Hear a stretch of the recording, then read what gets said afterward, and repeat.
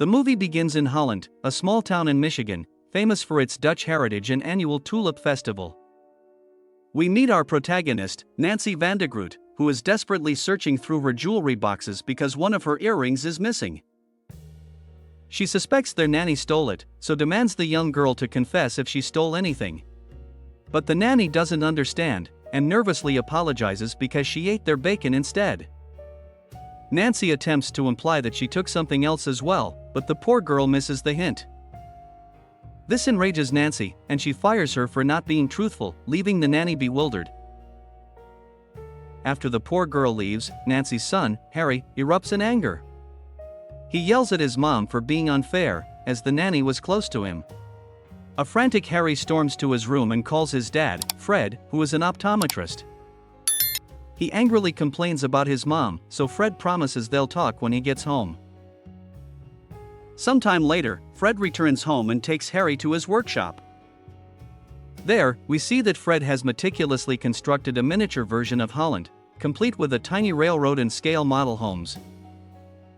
As they work together, Fred informs Harry that women tend to overreact to everything. He urges his son to maintain the peace, and the boy nods in agreement. Later at dinner, Nancy vents to her husband about her stolen earrings, but he shows little interest. Fred then casually mentions he has to go to Frankenmuth for a work conference for one night. Nancy is not happy to hear this, but she remains silent. Harry then seizes the moment to apologize to his mother, which finally brings a smile to her face. The next day, we learn that Nancy works as a teacher at Holland High School. After finishing her classes, she meets up with her colleague, Dave, and vents about the nanny stealing her earrings. Dave is skeptical, questioning why she would steal just one earring and not both. But then Nancy shifts the conversation and mentions her husband's conference. Dave wonders when it'll go, as he has an appointment with Fred this week to have his eyes checked. You look cute. In glasses, you look like a professor. Thank you. Later that night, Nancy calls the motel where her husband is supposed to be staying. But strangely, the receptionist tells her no one is answering the phone inside the room. This leaves Nancy restless, and with her mind racing, she heads to her husband's workshop. As she rummages through one of the drawers, she finds a box of Polaroid film, but there are no pictures inside, which leaves her deeply suspicious. The next day, while going through her husband's pants, Nancy finds a parking ticket for a place called Madison. Her heart skips a beat right when Fred returns home, so she questions why he didn't answer when she called last night, but Fred brushes it off, saying he must have been in the shower. Later at school, Nancy confides in Dave again, telling him she believes her husband is having an affair. She found Polaroid film, yet they don't even own a Polaroid camera. She also mentions the trip to Madison, revealing that Fred had lied about being in another town at the time. This shocks Dave, and he can't understand how a cheater like Fred could end up with someone as beautiful as Nancy. In the following days, doubts relentlessly torment Nancy, making it impossible for her to focus on anything. Things take a turn for the worse when Fred announces another business trip, this time for 3 days. But Nancy still doesn't say anything, as she doesn't have any solid proof at the moment. The next day, she meets Dave at a diner, where she comes up with a wild idea of breaking into her husband's office. Nancy is convinced that the Polaroid pictures must be hidden there and is determined to find them. Since Dave's eye checkup is coming up, she asks him to sneak into the bathroom and open the window, but make it look like it's still closed, so she can get in later. Dave is hesitant at first, but eventually agrees when she flirtatiously touches his hand. That evening, Nancy tells Fred that she plans to go out with her friend, Gwen, this Friday. Her husband doesn't think much of it and agrees. The scene cuts to Friday afternoon, where Dave arrives for his eye checkup appointment. During the process, Fred casually mentions that he's noticed Dave's insurance is being covered by Holland High School. He points out that Dave must know his wife, who also works there. This makes Dave really nervous, but he lies, claiming he's new in town and doesn't know her. After some tests, Dave rushes to the bathroom, cracking the window just enough to appear shut. But the act freaks him out, especially when he spots a cop right outside the door. This unnerves him so deeply that he quickly walks away from the clinic, refusing any further tests. Sometime later, Dave meets up with Nancy and insists he's backing out of tonight's plan. He even makes up a story about having a date tonight. The excuse visibly stings Nancy, so Dave feels bad and eventually admits he was lying. One thing leads to another, and they end up making out. That night, the two arrive outside Fred's office, and Dave helps Nancy get in while he stays out to keep watch. Fred, meanwhile, is with Harry at a diner when he receives a phone call from Gwen. She frantically explains that her son's contact lens won't come out and asks if they can come to his clinic urgently. Fred agrees without hesitation and assures her he will be there. Elsewhere, we see Nancy at the office, where she manages to infiltrate a locker. And she is taken aback when she discovers an envelope stuffed with credit cards. Outside, Dave is in his car when he notices Fred greeting Gwen and her son. He immediately dials Nancy, who has just uncovered a strange Polaroid photo album. It's filled with eerie photos of houses, one showing a woman beside a sign that says Bologna Queen. Before she can dig deeper, Dave urges her to get out now. Nancy then hears Fred's voice outside, forcing her to escape through the office window. Later, after finishing the checkup on Gwen's son, Fred casually asks Gwen about the supposed trip with Nancy. However, she claims that they never planned anything like that, leaving Fred frozen in shock. Elsewhere, we see Nancy passionately makes out with Dave. Returning to Fred, he steps into his office and is stunned to see a piece of his wife's jewelry lying on the floor. The next morning, Nancy calls her husband's credit card company and learns that he made an expensive purchase at a jewelry store. Doubts flood her mind, and she can't help but wonder if it's for his mistress. Next, her eyes are drawn to a jar of button containers, and there, she eventually finds her lost earring, leaving her stunned. Moreover, upon entering her room, Nancy finds a jewelry box as a gift from her husband. Soon, Fred arrives and reveals that he knew she didn't go with Gwen last night. He doesn't ask where Nancy was but calmly explains the importance of maintaining peace in the family. He wants to go back to the way things were before and asks for her trust. Nancy, overcome with guilt, apologizes for her actions and promises to be good from now on. In the following days, Nancy does her best to repair her strained relationship with her husband. She pretends to maintain the facade of a perfect family but can't stop thinking about Dave. One evening, Nancy finally snaps and musters the courage to call Dave. She tearfully confesses that she's ready to leave her husband, as she feels suffocated in this marriage. Dave is touched, but he warns her that if she leaves Fred for him, they will be judged by the entire town, and she could lose Harry. He thus suggests they first gather strong evidence of Fred's affair to use against him. Nancy is thrilled by the idea and agrees without hesitation. Days later, Fred leaves for another trip, and Nancy arranges for one of her friends to look after Harry. She and Dave then follow her husband and watch him buy multiple items on the way. After hours of driving, they finally notice him making a stop and entering a hotel.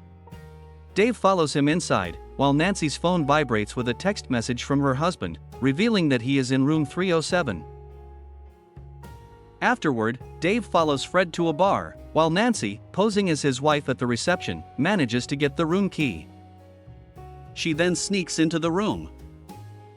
She begins rifling through the items Fred purchased in the afternoon but is shocked to find a bag containing a pair of handcuffs, men's underwear, and dog treats. And so, she quickly snaps pictures of the items. At the bar, Fred prepares to leave, so Dave strikes up a conversation and invites him for a drink. But Fred doesn't recognize him from their earlier meeting, so he politely declines the offer. After he leaves, Dave immediately calls Nancy, prompting her to put the items back in place and rush out of the room. Later, Nancy shows Dave the pictures she took and is convinced that Fred is into some bizarre kink. The two then share a kiss and spend the night in the car. The next morning, Nancy wakes up and realizes she needs to return home to pick up Harry. But Dave believes the photos are insufficient evidence and decides to stay behind to catch Fred with another woman. Nancy likes the idea, so she heads back to the town alone. Upon returning home, she inspects her husband's miniature town and shockingly spots the name Lacey and for Bologna Queen written on one of the model houses. Nancy immediately searches online for Lacey and manages to find her number. But when she calls, she's horrified to learn that Lacey went missing 3 years ago and her body was later found. Elsewhere, Dave sees Fred exit the hotel and immediately proceeds to follow him. Next, Nancy goes through her husband's architectural designs and finds a series of numbers written on the back. She cross-references them with the parking ticket she found in his pocket and realizes they're zip codes of places Fred has visited. A desperate Nancy then heads to the library, where she searches for each zip code. But a cold shiver runs down her spine when she uncovers a series of crime reports. It turns out that multiple women have been reported mysteriously dead or missing in each of those areas. Meanwhile, Dave has followed Fred to a house deep in the woods. But he's shocked to see Fred greeting a woman in her house, and Fred proceeds to give several dogs their treats. Dave carefully captures every moment for evidence and also decides to enter the cabin, determined to uncover the truth. Meanwhile, Nancy realizes just how dangerous her husband is and frantically tries to call Dave to warn him, but he doesn't pick up. Dave, on the other hand, hears groaning from a room and quietly heads there with his camera. As he opens the door, his stomach twists with horror as he sees Fred mercilessly slitting the poor woman's throat. But then...